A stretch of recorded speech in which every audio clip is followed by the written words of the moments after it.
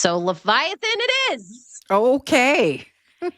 Stace, have you ever heard of Leviathan? Well, of course I have. It is flying dog from Never Ending Story, right? Oh, Oh, okay. that's No, I that's just kid. Valcor. Oh, well, that's close. Leviathan, Valcor.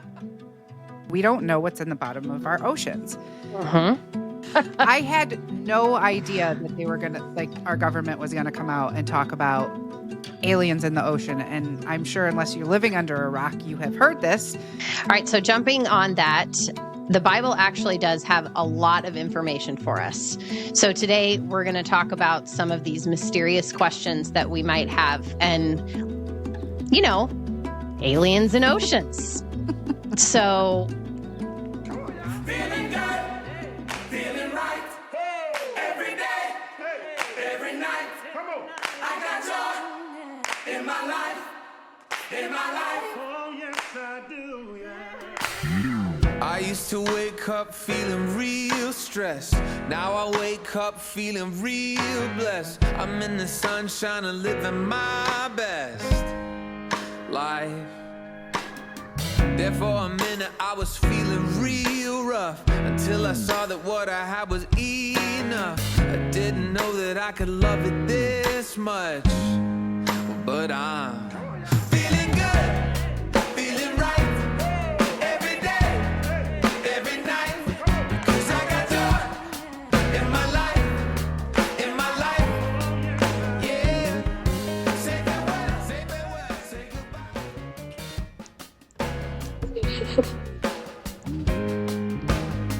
I like it. Okay. Raise your hand if you think you've met an angel. It doesn't necessarily have to be in angel form. Keep it raised if you also have experienced an evil encounter. 100% that one. Now keep it raised if you also believe that Jesus was the Messiah. And finally, keep it raised if you've been abducted by aliens. That's a maybe. That's a maybe for me. But also, I'd like to say, I would like to say I had a very, very active imagination as a child. So it could have just been my imagination. So Abducted by aliens. This is going to be a good one. Mm-hmm. All right. So it has been my experience that people have no problem talking about angel encounters. In fact, I did a whole documentary that nobody ever saw on this very thing. But yet at the same time, they will completely avoid the Bible and Jesus like it's the plague. So I find that very interesting because the very existence of all of these things come from what? Say it with me now. The Bible? Bible. Yes. There would be no such thing as angels or demons without the Bible. Yet people are just so willing to have that conversation. Well, that's a... Whoa. Have you ever had this? You have, but you, meaning our listeners, have you ever had this moment, Stacey and I, this happens to us a lot, where it's like, it feels like an aneurysm because your brain is thinking of so many things, but it can't come out of your mouth at the same time. Because I just thought of like 4 different things and I couldn't communicate that. So sorry for the lag on that. Friends, first of all, by the way, hi, I'm one of your hosts, Megan Sanchez. That's right. And I'm Stacey Filipkowski. Yeah. Just so you guys know, we are making a shift to be exclusively on YouTube. We find that most of our listeners find us there anyway. And because we're doing video podcasts, this is just going to help us to grow, to offset some of the costs that we're looking at. And so we're really excited to really make a push over there. So if you're not already, please go follow us over there. I will put the link below. You can just look it up as Chasing Joy Podcast. It will come up. or you can look up the Rooted Joy Network, which is our handle for YouTube. This will be the last one that we're uploading here, Spotify and Apple. And from now on, we will move it over to there. So if you're looking for it, please go over there. Make sure you can follow, subscribe, hit the bell so that you know when we upload new content. This will also give us, this is the part I'm really excited about, is it's going to give us the ability to communicate a little bit more with you guys by leaving comments, and we can respond that way. I always feel like when we put it out on Spotify and Apple, it just kind of goes out into the abyss and we never know. That's it. Yeah. So I'm going to tell you what we're talking about today. We're going to discuss the mysteries of God. And isn't it interesting that we've used our technology and our intelligence to learn really, really stupid, dumb information? Like, oh, I have this unnecessary knowledge that's completely useless of knowing what Susie ate for breakfast because of social media. But like, I have no idea what's in the bottom of our oceans. Scary stuff. Also, very scary. I will say, I do believe that there's a reason why our government has kept a lot from us. I will say that. Yeah. Well, fun fact. I like fun facts. I know, right? Or should I say a confirmation on the message that we're giving today? Because I actually got 3 of them yesterday while I was putting all of our, footnotes together and everything.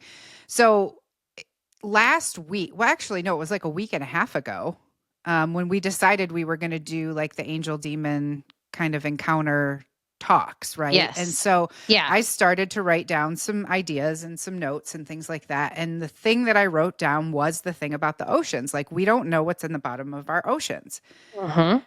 And leave it to reality to catch up to what we're going to talk about, because I swear if you break for 5 seconds, something new. I had no idea that they were going to, like, our government was going to come out and talk about aliens in the ocean. And I'm sure unless you're living under a rock, you have heard this. They have actually come out to say this. So I really feel like this message is very timely and that God really wants us to tackle this, because we had already started writing this whole thing before it even came out. You and I had started discussing the topics in which we wanted to share with our audience, and what started kind of this spiral, if you will, because it kind of evolved into something a little bit different. To me, you said something, which we're going to get to this, but you said something to me yesterday. So that, by you telling me now, like, your confirmation of what's happening, that's a confirmation for me, because I had presented the talk of this stuff to you at the beginning of all of this weeks ago, when I said, I think we should consider talking about should I say okay. Just say Sorry. it. Okay. Stop having aneurysms and say it. No aneurysms. Okay. I wanted to kind of dive into the topic of mermaids. And Stacy was like, what? You were like, why are we talking about the ocean? And so the reason that I had said that was because I had been listening to, I have told you all about my favorite podcast, Blurry Creatures, and this conversation with the gentleman that they had on their show. And I was like, this is mind-blowing to me, to where I thought it would be really interesting to present some of this to our listeners. Now, part of it was, we're like, how do we start? How do we do this? So this was weeks, probably months ago, actually. And so then we kind of put a pin in it. And then we brought up spiritual warfare. And then we were talking about angels and demons. And then there was all of these different series of events that had to take place in order for us to record this. It's been a minute because so many things have happened. And so you were like, all right, I'm going to sit here and I'm going to pray over this, and I'm going to write like an outline for us so that we can hit on all these points. And it evolved into something that you weren't expecting it to. And we came back in this roundabout way to the ocean. Yeah. So, And also we do everything in notes so that we can share it with each other. And so I had sent her the notes. It took me hours yesterday to get it all outlined the way I wanted it so it would make sense, because what was happening is God was downloading all this information to me and it was all over the place. And I was just writing it down. I'm like, God, how do I make sense of this? And he was just like, keep going, keep going, keep going. And then I went in and made sense of it. Then when I went back after I sent it to you, it was all jumbled up. Like, didn't make sense. Words that weren't supposed to be there, chunks missing.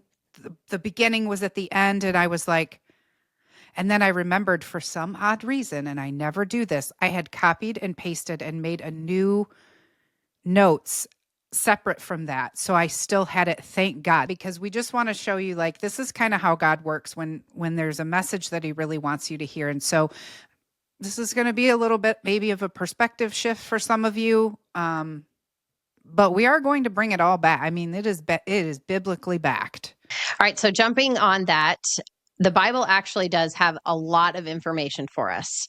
So today we're going to talk about some of these mysterious questions that we might have, and, aliens and oceans.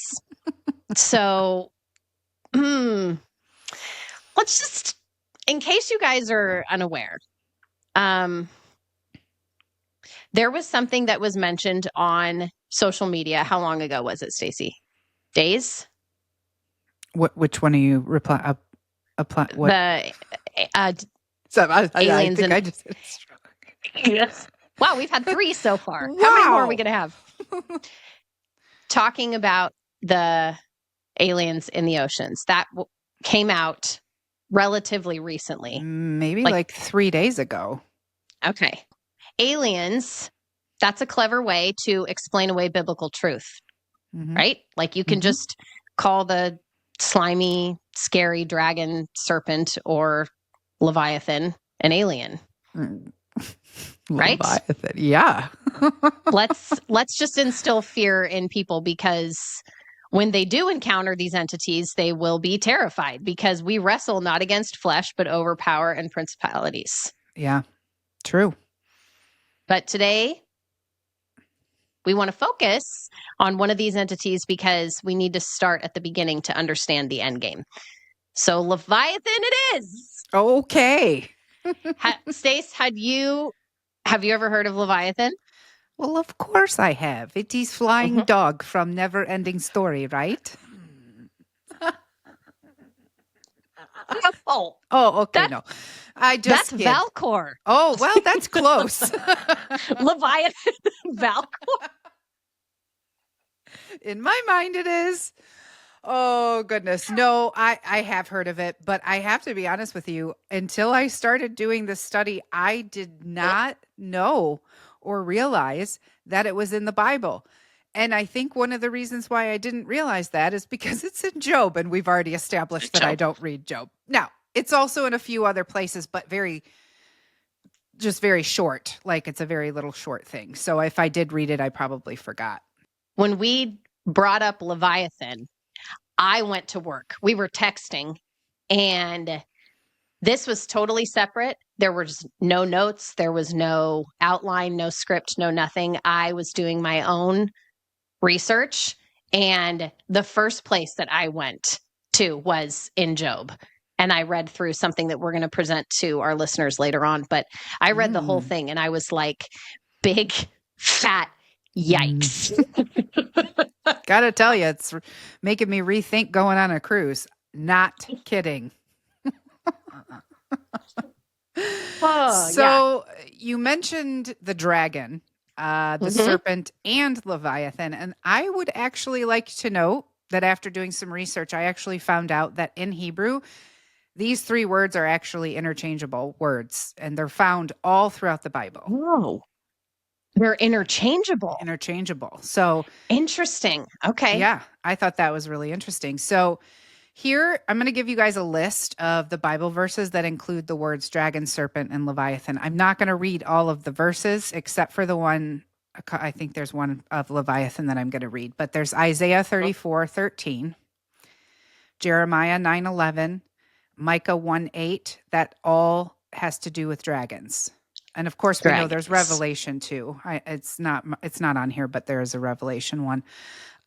Serpent, obviously Genesis 3:1, Mhm. Numbers 21:6, Revelation 12:9, and then Leviathan, Job 41:1. And we're actually going to read all of Job together Mhm. because I think it's very important for people to hear it. And that's what I went to, was Job 41. And I read the whole thing to myself, which is why, as you were studying and I was studying, and then when you were like, I think that we need to read the whole thing, I'm like, we definitely need to read the whole thing. So you guys need to hear this. Yeah, I'm going to let you read it actually because of my throat. All right.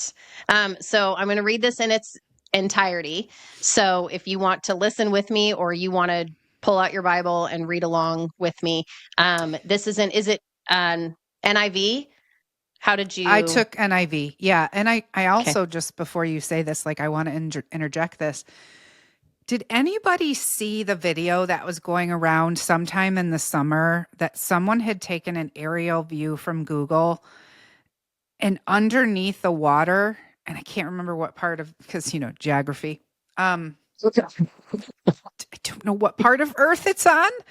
And maybe I can pull it in and put it on the screen so people can see it. That's what I'll do. But it looks like, and this was before any of this, right? They were talking about this. There looks like a ginormous dragon underneath the water, to the point where you can see the nostrils. And when I was reading this, that's all that was coming to mind, because when I saw that video, I'll be honest with you, I was like, that's a bunch of bull crap. But after reading this, it makes you ask more questions. We've talked a lot about, like, not being deceived, and how much can your eyes really even trust nowadays. So, which is why oftentimes when we have these conversations, that's a big reason why Stacy and I go, the only thing that we know to be true is the Bible. So if we can go back to scripture to be able to, like, prove what we might be thinking or what we're hearing, and why it could actually be the case or not. I'm going to read Job 41, and you guys can read along with me. So you said this was NIV? Correct. That's what I had read it in also. All right. Can you pull in Leviathan with a fish hook, or tie down its tongue with a rope? Can you put a cord through its nose, or pierce its jaw with a hook? Will it keep begging you for mercy? Will it speak to you with gentle words? Will it make an agreement with you for you to take it as your slave for life? Can you make a pet of it, like a bird, or put it on a leash for the young woman in your house? Will That's traders what I want barter for Christmas. Leviathan? Put it on a leash. No. Well, let me keep reading, because that couldn't happen even if you wanted it to. You're going to hear in just a minute. Will traders barter for it? Will they divide it up among the merchants? Can you fill its hide with harpoons, or its head with fishing spears? If you lay a hand on it, you will remember the struggle and never do it again. Any hope of subduing it is false. The mere sight of it is overpowering. No one is fierce enough to rouse it. Who then is able to stand against me? Who has a claim against me that I must pay? Everything under heaven belongs to me. I will not fail to speak of Leviathan's limbs, its strength, and its graceful form. Who can strip off its outer coat? Who can penetrate its double coat of armor? Hence, Sveti, why you cannot put on leash and have in your house. Okay. Who dares open the doors of its mouth, ringed about with fearsome teeth? Its back has rows of shields tightly sealed together. Each is so close to the next that no air can pass between. They are joined fast to one another. They cling together and cannot be parted.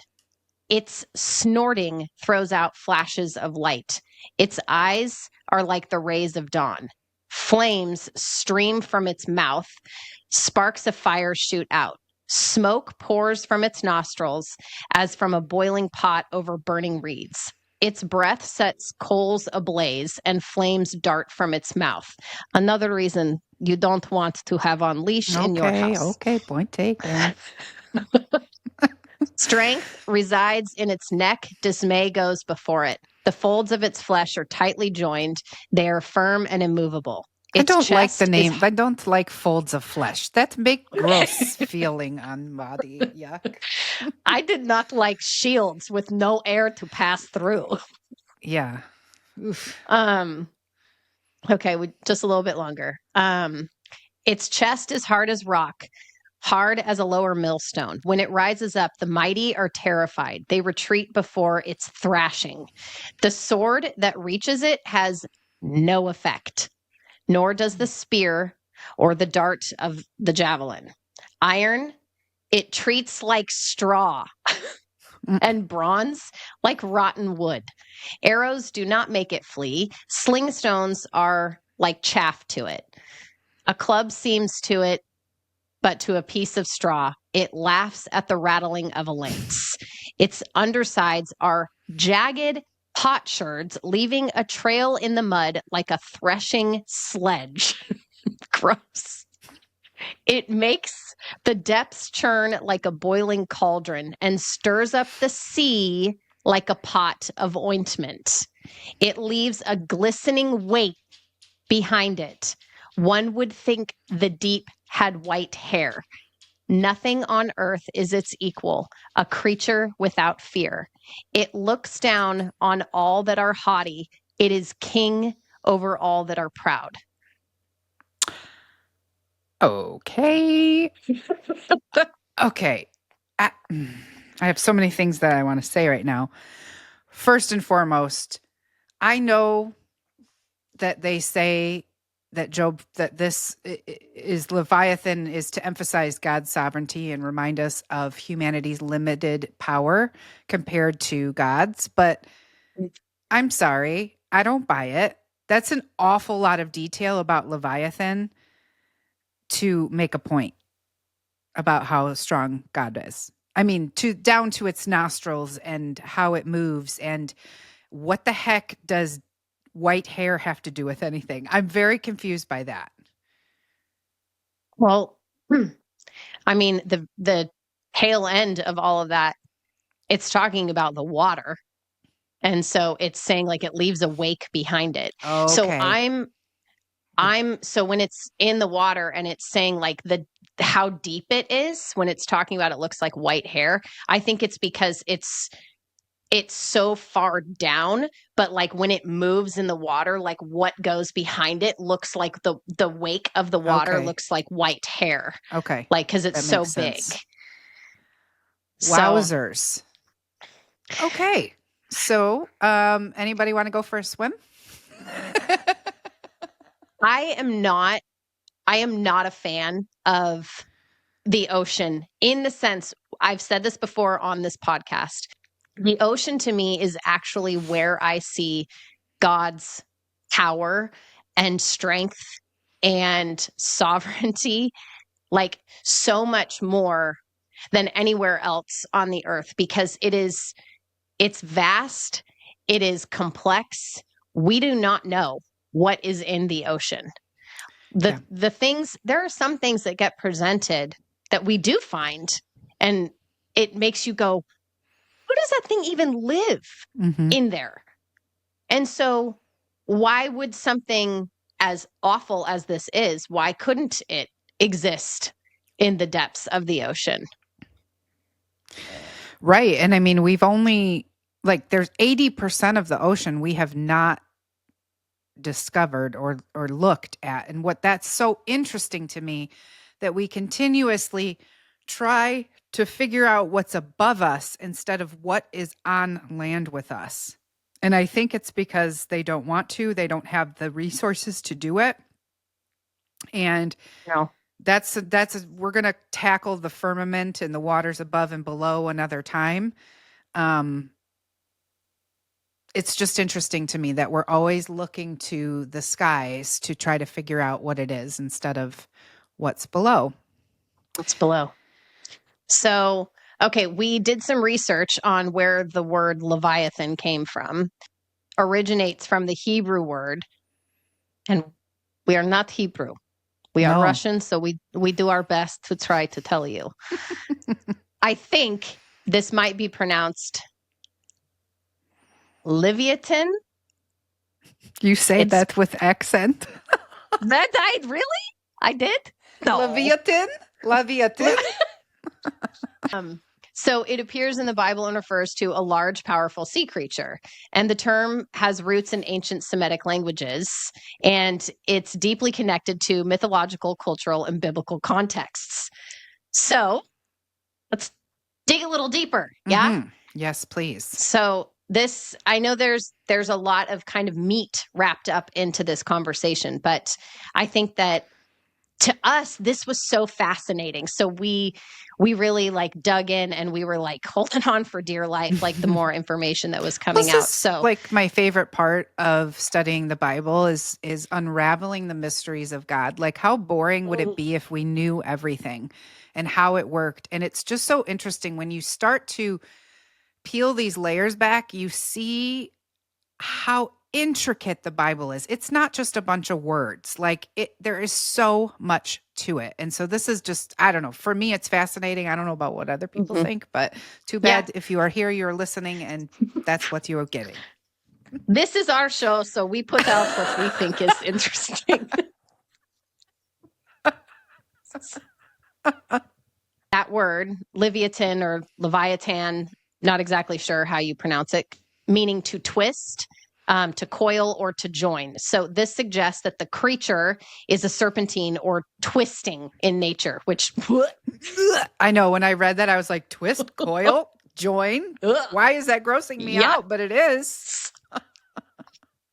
So gross. Okay. So in the Bible, Leviathan is depicted as a mighty sea creature, often symbolic of chaos or opposition to God. So in Canaanite mythology, Lotan, a similar name, is a 7-headed sea serpent defeated by the god Baal. And then in Babylonian mythology, Tiamat, a chaos monster, shares thematic similarities with Leviathan. Wait. You can go back and tell me. No. You say 7-headed creature, headed sea serpent. How many heads does the beast of the sea have in Revelation? That would be 7, Sveti. Revelation 13:1, and I stood upon the sand of, I'm reading it, sorry. And I stood upon the sand of the sea and saw a beast rise up out of the sea, having 7 heads and 10 horns, and upon his horns 10 crowns, and upon his heads the name of blasphemy. Well, that's very interesting. So, Megan, I wanted to talk a little bit more about what Canaanite mythology means, because you did mention that, and this was something that we both learned. So it refers to the religious beliefs and mythological stories of the ancient Canaanite people who lived in the region that includes modern-day Israel, Palestine, Lebanon, and parts of Syria and Jordan. These beliefs actually predate and influenced many aspects of the cultures and religions that followed, including Israelite religion and, to some extent, biblical literature. And I think that's really important to know, because when you're looking at John, who wrote Revelation, and you're looking at him talking about a 7-headed beast, that comes from that Canaanite mythology. And so that's like the headspace he would have been in, which is something that we've never I've never looked at it like that. But I never knew that. So I don't know why people don't why don't preachers talk about that? Seems kind of like an important thing. I do want to mention, like John, as a Jew from the 1st century CE, he would have been familiar with biblical references to Leviathan and their origins because of Canaanite mythology. It was cultural. So these themes were embedded in the Hebrew scriptures, which often reinterpreted and transformed the monotheistic framework of Israelite religion. So additionally, John lived during the Roman Empire, which had absorbed elements of Canaanite, Babylonian, and Greek cultures. Mythological themes such as the battle of order and chaos, right? Oh, there's that order and There's chaos. the word, right? Yeah, that's so interesting. So with him, like you said, he lived during the Roman Empire, which had absorbed those elements. So that would have been culturally something that his audience would have understood, that symbolism Right. of that. Like that, it's kind of like when Jesus would talk about the wedding of, he often used that as a parable. So a lot of times he refers to the church and to, for Jesus's return as the wedding supper. And so they use these cultural symbolisms to make their point, but we're so far removed from that we don't know that. So unless we go into a deep dive like we're doing right now, but again, I still feel like for as much as I have studied Revelation, no one has ever said this. So you go, oh, well, maybe the seven beast, like, because we're always trying to figure out what that is. Seven-headed beast. Seven-headed beast, That's what, yes. I feel like when I was on this journey of doing all of this, that things that haven't made sense before have started to make more sense. People often wonder, what is the end game for our government to hide things like this from us? And well, here you go. It's biblical. mm-hmm. Because if this is a literal creature, and I'm just wondering why God decided it was really important to put an entire chapter around what this thing looks like, acts like, a very feels like. specific, a very specific, detailed chapter.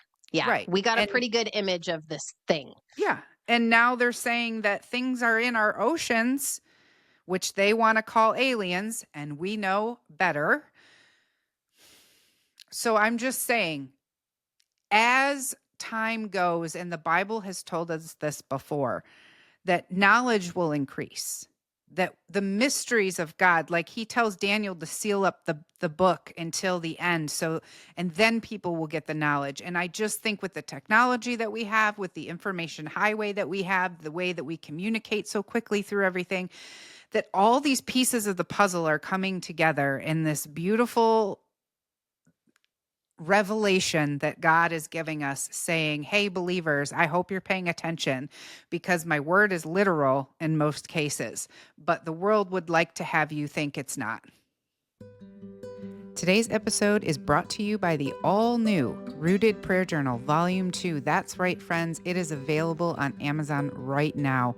This stunning full-color edition builds upon the beloved first journal, offering even more tools to deepen your prayer life and connect with God. So whether you're continuing your journey or just starting out fresh, this beautifully designed full-color journal is perfect for diving into intentional prayer and the Word. Don't miss it. Grab your copy today on Amazon. We will link it below here in the description box. You are not going to want to miss this. Makes a wonderful gift for your loved one or for yourself. We want to continue the conversation about angels, demons, what the heck is in our oceans, and Leviathan. And that's kind of where our focus started. We were discussing how it sort of has this chaos and opposition.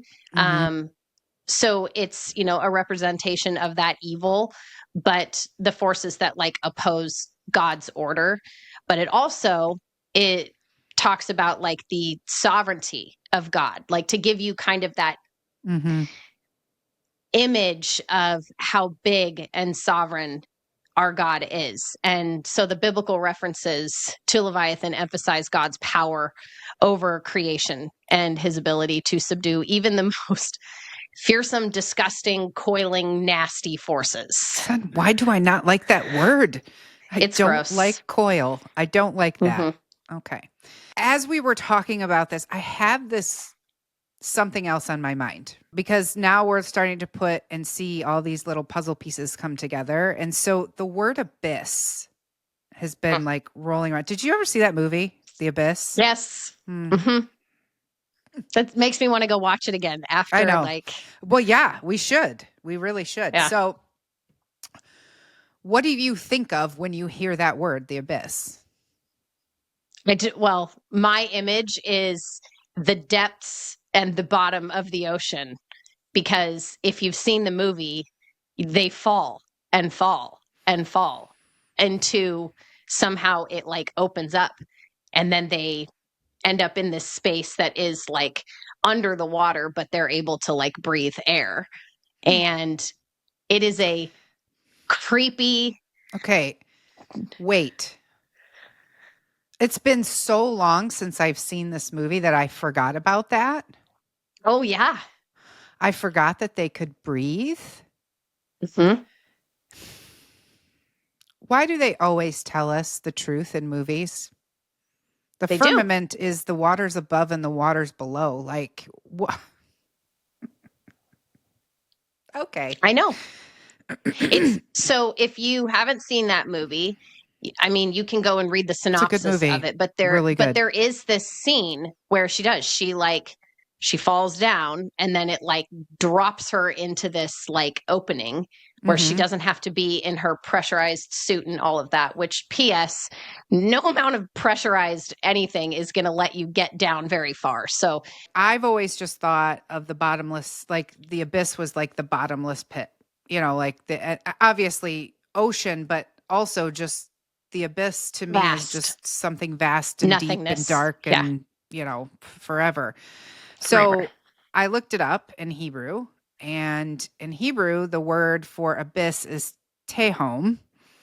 Teham, it's probably teham, which generally refers to a deep, vast, or chaotic expanse of water, and is often associated with the primordial deep or a mysterious, unbounded depth, such as the ocean or the underworld. So some of the key definition in the context of this is like depths of the sea. In its most literal sense, Teham describes deep waters of the ocean, often perceived as chaotic and immeasurable. That's a weird, chaotic and immeasurable. That's weird to me. I don't know why that stands out. Odd. But in Genesis 1:2, it says, "And the earth was without form and void, and darkness was upon the face of the deep." The Teham. Teham. Meaning the water, to me, when I read that now, I'm like, the water was there. So that's interesting because we are water, right? Like we're 70% water. Yeah, our bodies are. So here it refers to the I can't say it. Primordial. Yes. I think we need to have whole series of Sveti try to read words. That'd be so entertaining. Well, we established in a couple of podcasts ago that I didn't read as a child. So there you have it. Now, the funny thing about that is I write books. I know. The irony. But I won't use that kind of wording, primordial waters. So again, we come back to the symbol of chaos. In ancient Near Eastern, the abyss or Teham often symbolized the chaotic forces of the universe, which were subdued by God's creative power. And it reflects these themes of ordering, triumphing over chaos. Wow, this is really hard. It says which were subdued by God's creative power. So it's saying chaotic forces of the universe were subdued by God's creative power. That's very interesting. To me, when I read that, it reads that the earth was chaotic, it was full of water, and it was God's creative power that came in and made it something. I don't know. I'm just saying. Okay. No, keep going. Sorry. I'm thinking of other things, but I want you to keep going. Yeah. So connection to the underworld. While Teham usually refers to deep waters, in some contexts, it is also linked to the abyss or the underworld, a mysterious, inaccessible realm. For example, Job 41:31. Teham is used to describe the depths churned by Leviathan, connecting it to a place of great power and mystery. Okay. So Teham has parallels in other ancient Semitic languages as well, such as Babylonian. I think we talked about that last time, which I find to be very interesting that it all connects, right? So that's the abyss. Okay. That is the abyss. Mm-hmm. I am really enjoying this conversation because what it's doing for my brain, because if you are watching this, you're seeing the wheels probably turning in my head listening to Stacy, because there's so much information that is coming at us right now that we're trying to take in, that probably a lot of this I did not know. I did not know a solid 70% of what you are sharing. This is very interesting to me. So it's allowing me to ask more questions, which is one thing we want you to do on this podcast. Like when you're listening to us, we hope that you don't just take every single word and go, Sure. Yep, that's the truth. Please do your own research as well. So like we're giving you these scriptures, take the time to go and read them and ask your own questions and be able to come up with your own solutions. This is just a podcast where we're having conversations. We are not preachers. We are not theologians. We are none of those things. No. We are two moms on a mission to, have good conversations and try to unravel the mystery of God. Like you can listen to any mystery and crime podcast out there, but I am telling you, there is nothing more exciting than trying to figure out the mysteries that God has laid before us. As we were talking about the abyss, Megan, can you read some of the key verses in Revelation for me that maybe talk about the abyss? Definitely. So, okay, the book of Revelation describes where Satan will ultimately be cast in the context of his defeat and final judgment. So here's a few key references that you guys can take into account. So cast down to earth, Revelation 12:9, and the great dragon was cast out, that old serpent called the devil and Satan, which deceiveth the whole world. He was cast out into the earth, and his angels were cast out with him. So this refers to Satan being cast out of heaven during the great spiritual battle. Okay? Number hand 2. Up. Wait. Yeah, Brain, I cannot. Yes. Brain is doing something. Satan was cast from heaven to the earth, meaning the earth was already here. We just said it was expanse and chaos. He threw him into the chaos. Into the chaos. Oh. The water being the chaos. Okay. Wow. Oh my gosh. Okay. And then what he did is he created the earth, the land for us, and kept him there. Okay. This is happening. Oh my gosh. This is happening. Oh my God! Okay, it's happening. Everybody stay calm. What's the procedure, everyone? What's the procedure? Stay calm. Wow. Whoa. This is like real time, like moments where we are figuring this out too. This would make sense. What you just said, Stacy, would make sense, being that Satan and the fallen angels, the demons, have now been cast into the chaos. Okay. Here, let me read this. Ready? So number 2, cast into the abyss. Revelation 20:1-3. And I saw an angel come down from heaven, having the key of the bottomless pit and a great chain in his hand. And he laid hold on the dragon, that old serpent, which is the devil, and Satan, and bound him 1,000 years and cast him into the bottomless pit and shut him up and set a seal upon him, that he should deceive the nations no more till the 1,000 years should be fulfilled. And after that, he must be loosed a little season. We've talked about this one. We don't know what a little means. Like that's up for interpretation.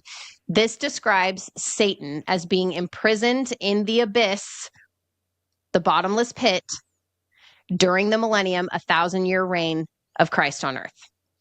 And didn't in Job, when he was talking in Job, he was talking about putting a leash on him Like you can't put a leash on them.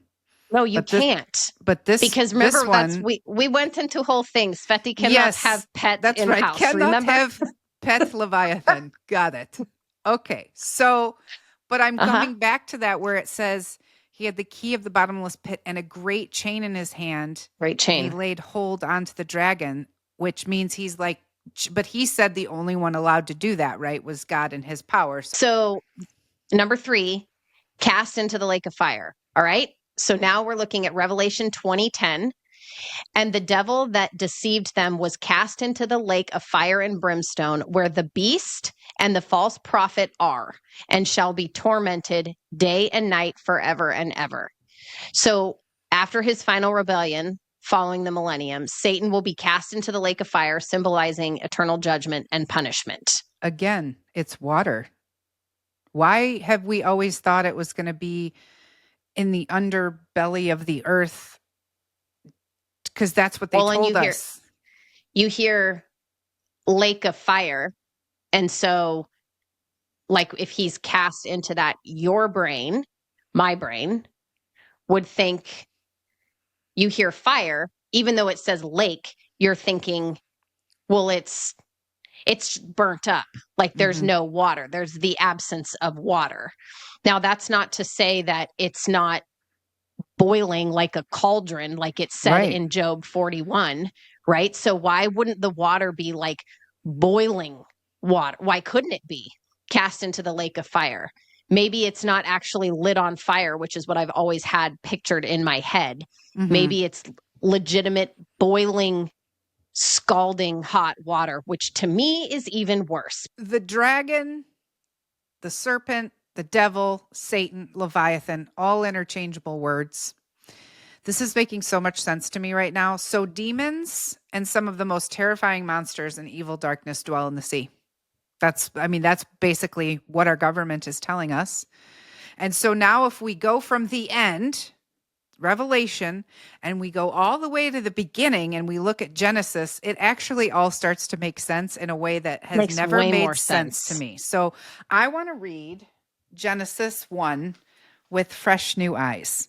Okay? Okay, let's do it. We're also going to pay attention. We're going to read Genesis 1, but then we're going to pay attention to the Nephilim, which you had mentioned, in Genesis 6, because I have something to say about that. So let me go to Genesis 1. This is the... which version? It's a little different. It's a CSB, Christian Standard Bible. It's what I have right now because my computer's sitting on the other one. But so it says, in the beginning, God created the heavens and the earth, and now the earth was formless and empty. Darkness covered the surface of the watery depths. This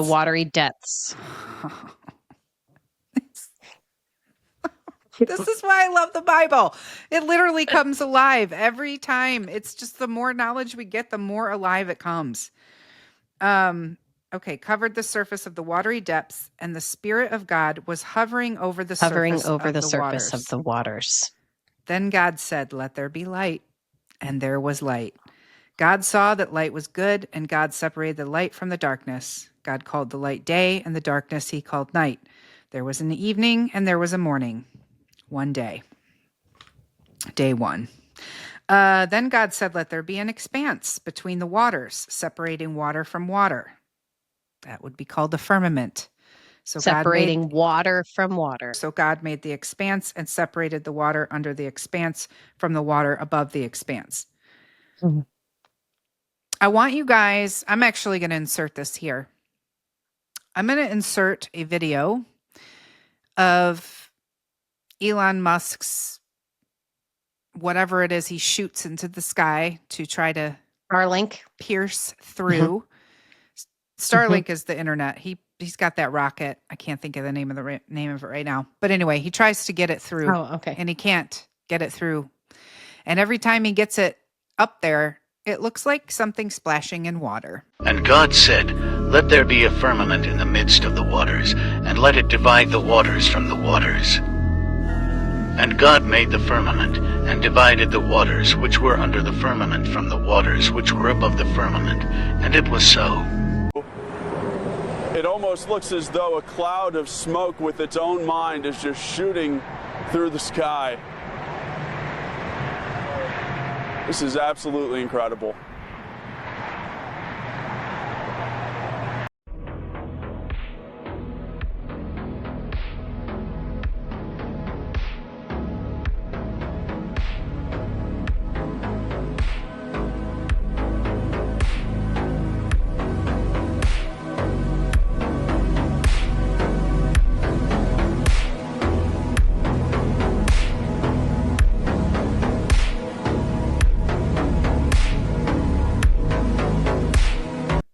And if you've ever seen the Northern Lights, it looks like water coming through sparkly all over the top. So just like to say that if you've ever seen the Truman Show, I think that's what we're living Yeah. in. Yeah. I sometimes have those moments where I'll walk outside and I stare up at the sky when it's dark and I'm just like, Lord, what's really happening? I know. What's really going on? Well, because, okay, so then it says, then God said, let the water under the sky be gathered into one place and let the dry land appear. And it was so. God called the dry land earth, and the gathering of the water he called seas. And God saw that it was good.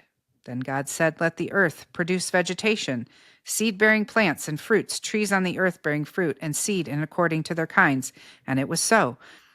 Let the water swarm with living creatures and let birds fly above the earth across the expanse. So God created large sea creatures and every living creature that moves and swarms in the water. But there's something that he says. So he does all this and he puts all these sea creatures in there. And then he says, let the earth produce living creatures according to their kinds, livestock creatures that crawl, and the wildlife of the earth according to their kinds. What he says is he gives us dominion over all the creatures on the land. Every creepy crawly, everything that's on the land. The only thing he says that we have control over in the seas are the fish. He specifically says the fish of the seas. He doesn't say the creatures. The creatures. Interesting. That was something I caught the other day and I went, oh. Interesting. He doesn't say in all the things. He just says the fish. Yeah, the fish. And we know there are way more things out there than just fish. So gross. Okay. So let me see. God blessed them. God said to them, be fruitful, multiply, fill the earth and subdue, rule the fish of the sea, the birds of the sky, and every creature that crawls on the earth. Only the fish. And what did Jesus catch when he came here? He was a fish. He came and helped them get the fish. Interesting. Yeah, very interesting. Okay, so what I caught in this translation, that's also why it's interesting to read different translations because I don't ever read this one. Like usually I'm kind of stuck in NIV. Yeah. Our church reads King James, and then I also will do New Living Translation a lot. Yeah. So, but in hearing it from this perspective and hearing you read it, sometimes hearing somebody else read it, you can kind of pick up on things as well. So there very much is waters above and below. Like it says it in multiple verses. He repeats himself over and over and over again. So that's a discussion that we could go that's a whole into like another point. Yes, because what we're trying to discuss right now is potentially the creatures that we don't know about that our government is referring to as aliens in the sea.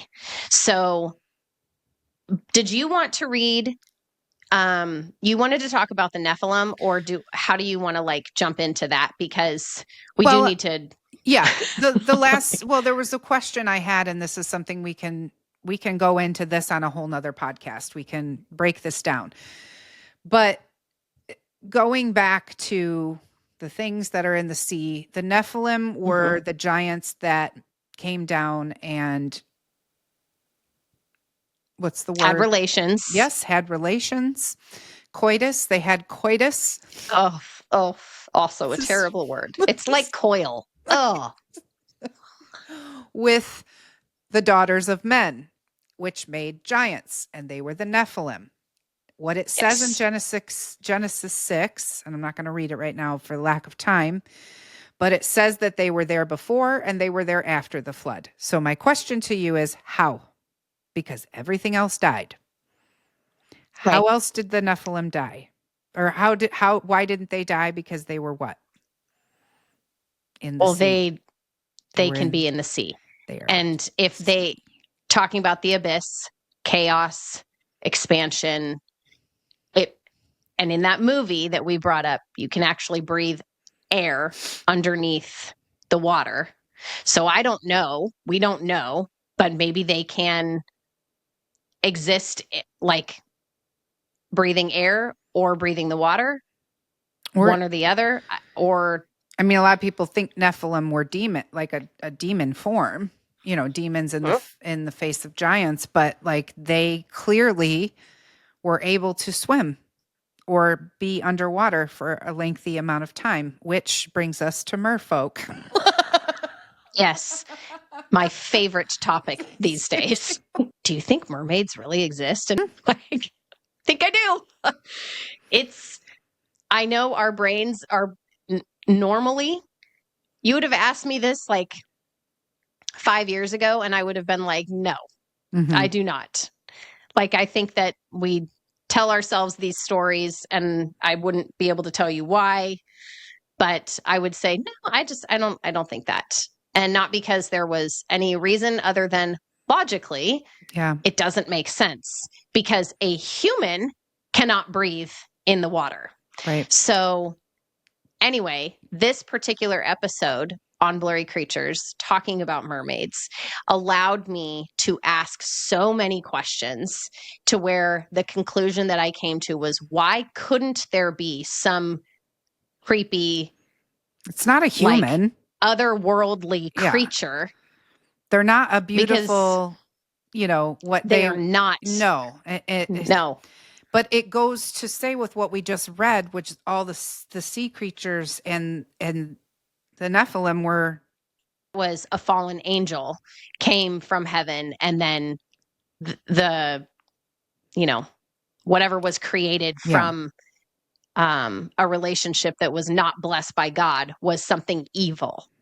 There was one thing, and I think it kind of packages this all up real quick, is that after there was as a fisherman, and there's been several sightings and fishermen that have talked about this, but this particular fisherman, after he posted his video, because he has video and he has audio, the government shows up at the fishing site to see what's going on, and the government, the name of the government operation, Project Noah. What? I mean, oh my gosh. That's what I'm saying is that's in our faces. They know why. Why would they name it? Okay, it's on the water. I get it. It's catchy. No. Now they're telling us all this stuff. It's all starting to come together. And here's one other thing that's really interesting that has transpired over the last week, which has been TikTok is now flagging and giving community guidelines to anyone that uses the word demon, whether it's in a comment or in a video. I got flagged 4 times last week, and it was like community guidelines. And I'm like, why do I have so many community guidelines?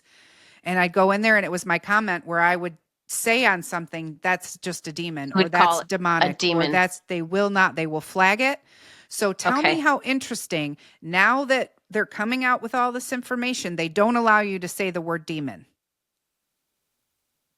It's interesting. Things that make you go, Yeah. We don't have all the answers to the world, but we are unraveling the mysteries of Revelation, Genesis. But like, from the beginning to the end, it's starting to just really like make a lot more sense. So let's try to wrap this up with a nice, neat little bow, because we definitely may have squirreled a little bit because we talked about a bunch of things, but we do have some points. So in this episode, we delve deep into the mysteries of the ocean, the spiritual realm, and how ancient texts and biblical truths align with what our government is now revealing about these so-called aliens in the water. So what's being presented as extraterrestrial phenomena can in fact be traced back to biblical accounts of demons, fallen angels, and creatures of the deep. Mm-hmm. Yep. And we explored Job 41, where the Bible gave us a detailed description of Leviathan, a fearsome sea creature that symbolized, there's that word again, chaos and evil, and the Canaanite mythology of Leviathan and the seven-headed beast. That all ties in directly to John's vision in Revelation.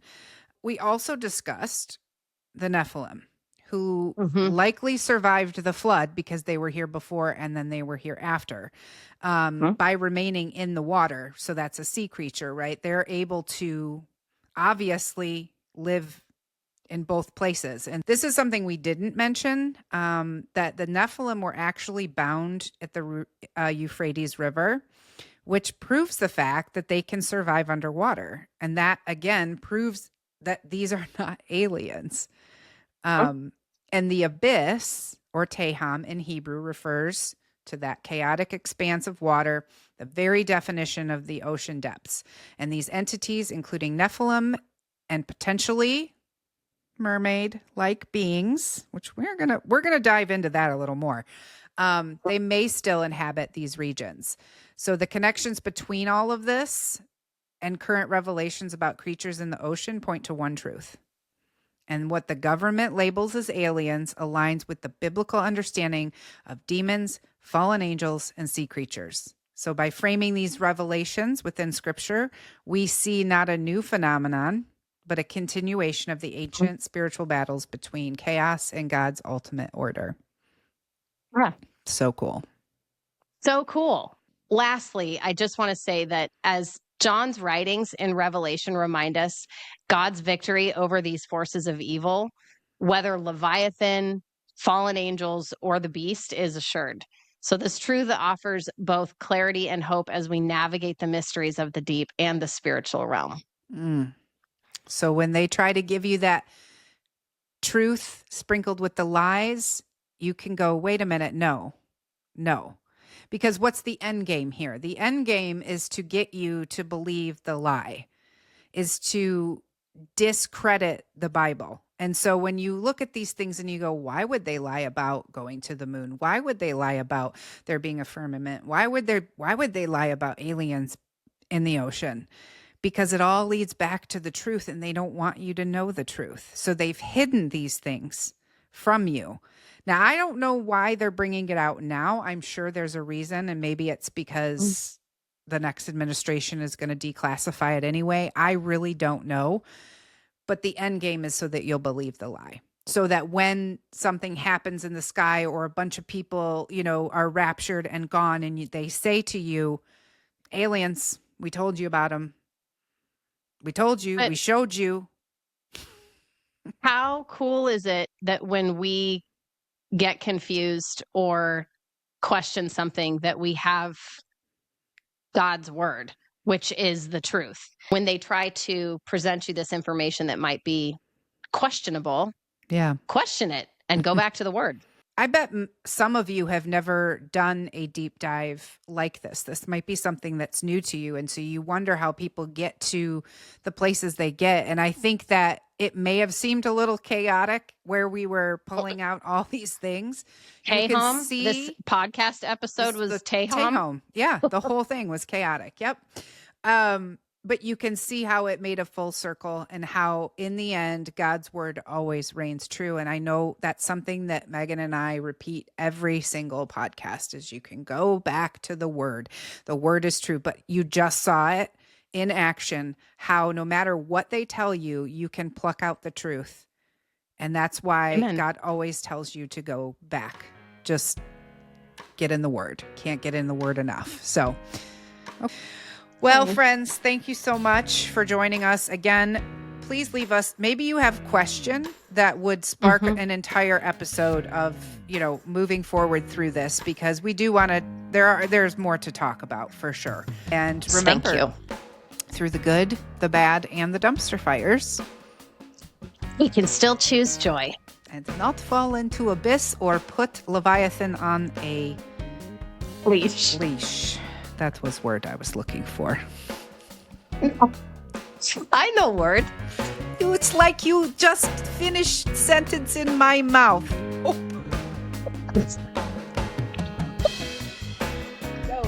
Oh boy.